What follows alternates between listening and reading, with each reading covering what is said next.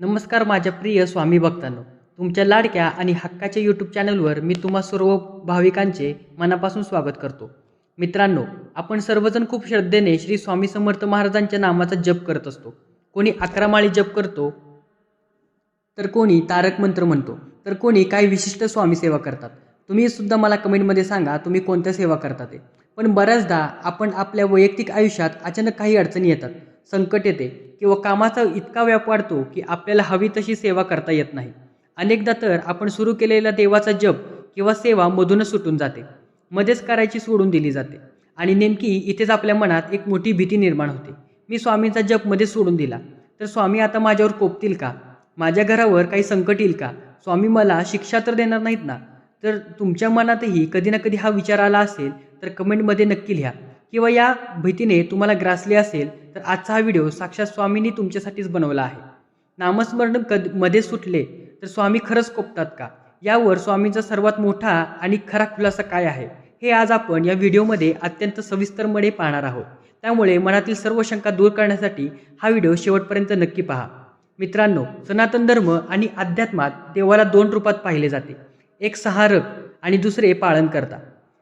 पण जेव्हा आपण अक्कलकोटच्या स्वामी समर्थ महाराजांकडे पाहतो तेव्हा ते साक्षात परब्रह्म असूनही भक्तांसाठी नेहमी माऊली म्हणजे आईच्या रूपात राहिले आहेत.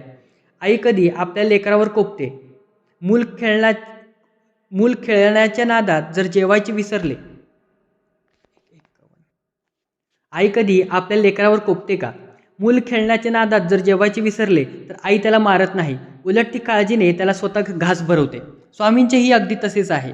स्वामी हे भक्ताला शिक्षा देण्यासाठी किंवा त्याच्यावर कोपण्यासाठी बसलेले नाहीत. स्वामी समर्थ महाराज नेहमी आपल्या भक्ताला अभय देतात. भिवू नकोस, मी तुझ्या पाठीशी आहे. मग विचार कर, जो देव स्वतः सांगतोय की भिवू नकोस, तो देव तुम्ही एखादा जप मध्ये सोडला म्हणून तुमच्या अंगावर कोपेल का? स्वामींनी तुमच्या माळेच्या संख्येपेक्षा तुमच्या मनातील भावना जास्त महत्त्वाची असते. स्वामींना संख्या नको तर भक्ताचा खरा भाव हवा असतो. हे समजून घेण्यासाठी अक्कलकोटच्या काळातील एक सुंदर आणि सत्यकथा आपण ऐकून घेऊया. अक्कलकोटमध्ये गणपत नावाचा स्वामींचा एक परमभक्त राहत होता. गणपतचा एक कडक नियम होता. तो रोज सकाळी उठून स्वामींच्या नावाचा 21 माळी जप करायचा आणि त्यानंतरच पाण्याचा थेंब तोंडात घ्यायचा.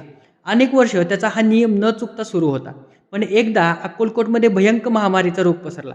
गणपतचे संपूर्ण आयुष्य आणि संपूर्ण कुटुंब या आजाराने फणफणले. घरात पाणी प्यायलाही कोण नव्हते, पाणी द्यायलाही कोण नव्हते. सकाळ झाली, गणपत जप करायला बसणार, तोच त्याच्या लहान मुलाने पाण्यासाठी हंबरडा फोडला. गणपतच्या मनाची घालमेल झाली. एका बाजूला त्याच्या 21 माळाचा जपाचा नियम होता आणि दुसऱ्या बाजूला आजारी मूल. गणपतने जपाची माळ हातात घेतली, पण त्याचे दुसरे लक्ष मुलाच्या रडण्याकडे होते. कसे बसे त्याने 3 माळी जप केला, पण पुढे त्याचे मन लागेना. अखेर त्याने जपाची माळ बाजूला ठेवली आणि तो मुलाची सेवा करण्यासाठी धावला. त्या दिवशी त्याचा नियम मध्येच तुटला. जप मध्ये सोडून द्यावा लागला. गणपत खूप रडू लागला. हाय रे देवा, माझ्याकडून स्वामींचा द्रोह झाला. मी जप मध्येच सोडला, आता स्वामी माझ्यावर नक्की कोपणार. दुपारी जेव्हा परिस्थिती थोडी शांत झाली तेव्हा गणपत घाबरत थरथर कापत्या पायाने स्वामींच्या दर्शनासाठी वटवृक्षापाशी गेला. त्याला वाटले की स्वामी आता त्याला रागवतील, पण घडले उलटेच. गणपत समोर येतात स्वामी महाराज मोठ्याने हसले आणि म्हणाले, काय रे गणपा, 21 माळ पूर्ण झाल्या नाहीत म्हणून घाबरलास? अरे, तुझ्या त्या 3 माळेमध्येच मला तुझा खरा भाव कळला. लेकराची सेवा सोडून जर तू तिथे कोरडा जप करत बसला असतात तर हा स्वामी नक्की कोपला असता. पण तू कर्माला प्राधान्य दिलेस. हा स्वामी तुझ्यावर कोपणार नाही, तर तुला छातीशी लावणार. स्वामींनी गणपतला पेढा दिला आणि त्याच्या पाठीवर हात ठेवला. भक्तांनो, ऐकलीत नाही स्वामींची ही आतंग माया. स्वामी कधीही आपल्या भक्तावर रागवत नाहीत, ते फक्त भक्ताचे मन पाहतात. जर तुम्हाला सुद्धा स्वामींच्या या वात्सल्यवर आणि दयापूर्णवर विश्वास असेल तर आत्ताच व्हिडिओला लाईक करा आणि कमेंटमध्ये लिहा, स्वामींचे असल्या गोष्टींवर माझा पूर्ण विश्वास आहे. वास्तुशास्त्र आणि अध्यात्मात सांगितले आहे की जेव्हा आपण एखादा जप किंवा सेवा मध्ये सोडतो तेव्हा त्यामागे 3 मुख्य कारणे असतात आणि त्यावर स्वामींचे काय मत आहे ते समजून घेऊया. जर तुमच्या घरात अचानक कोणाचे आजारपण आले किंवा सूतक आले किंवा कोणतीही शारीरिक अडचण आली, त्यामुळे तुमची सेवा तुटली, तर स्वामी अजिबात कोपत नाहीत. कारण शरीर धर्म आणि कौटुंबिक जबाबदाऱ्या पूर्ण करणे हेच तुमचे पहिले कर्तव्य आहे. जर तुम्ही कोणत्याही कारणाशिवाय केवळ आळसामुळे किंवा मोबाईल TV पाहण्याच्या नादात स्वामींचा जप मध्ये सोडून दिला तर स्वामी तुमच्यावर कोपणार नाहीत, पण ते नाराज नक्की होतील. स्वामी म्हणतात, लेकरा, मी तुझ्यासाठी 24 तास पाठीशी उभा राहायला तयार आहे. मग तुला माझ्यासाठी दिवसातून 10 मिनिटे वेळ काढायला आळस का यावा? त्यामुळे स्वामी नाराज होण्याच्या अगोदरच दिवसातून 10 मिनिटे काढा आणि तुमचा आळस बाजूला ठेवा.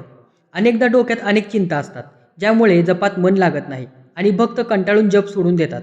अशा वेळी स्वामी सांगतात की जबरदस्तीने माळ ओढण्यापेक्षा फक्त शांत बसा आणि मला हाक मारा. मी तुमचा तो भावही स्वीकारेन.